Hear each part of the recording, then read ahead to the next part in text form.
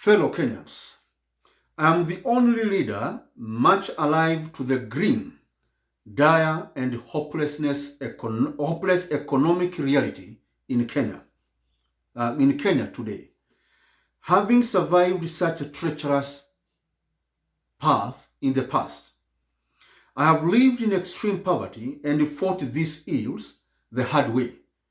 In the trenches, I will now fight for every poor and jobless Kenyan, every poor family, woman, man, singles, and children.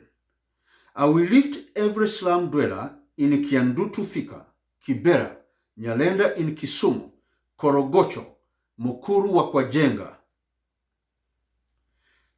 and Mukuru wa Kwaruben, in Mombasa slums, Kakamega, and all towns and cities in Kenya.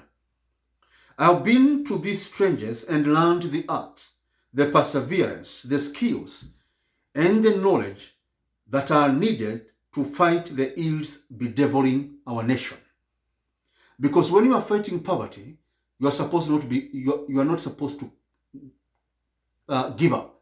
You have to continue fighting day and night. You have to think every day and night, how can I overcome this? How can I overcome that?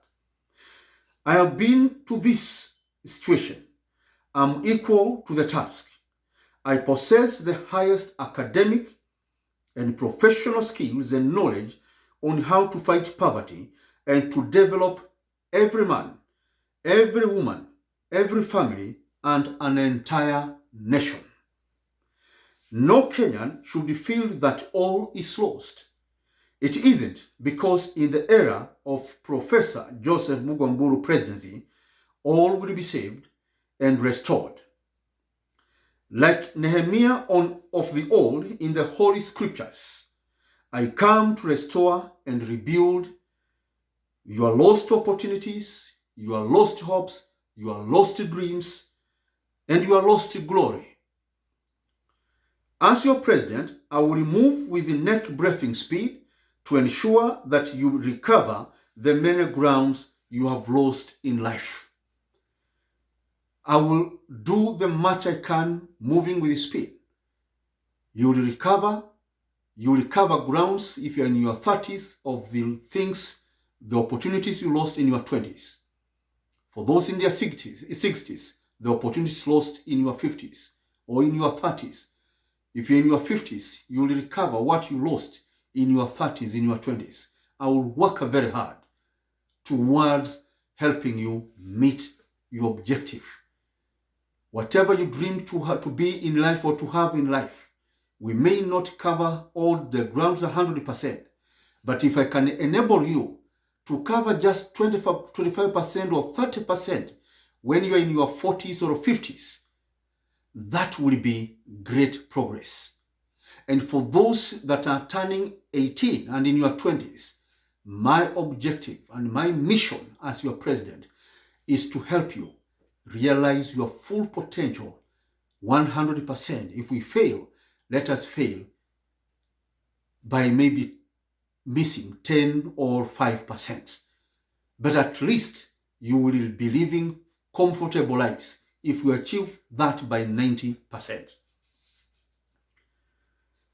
Fellow Kenyans, I will therefore work very hard to ensure that every Kenyan lives better lives.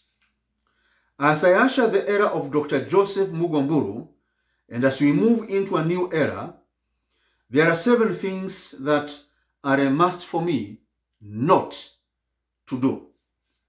There are struggles that confront every Kenyan, which deter us to move forward. There are struggles I will wage war against them. These 7 things I won't do, and I will not surrender to their whims. There are 7 things that troubles us. Certain behaviors, certain attitudes, certain practices. This I shall not do against Kenyans. It will be an injustice and a pain to do such. These are ills, they are evils in themselves, that in large part have been left to thrive in Kenya for all these years. They have ravaged the citizens of our country, our sons and daughters of Kenya. They have been left there, but I'm coming to end them.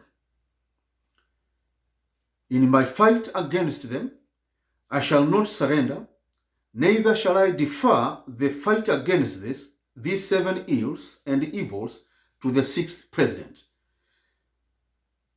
I will not defer them to the 6th president whatsoever, because if I do so, then the 6th president will defer them to the 7th, and the 7th to the 8th, and the 8th to the 9th, the 9th to the 10th.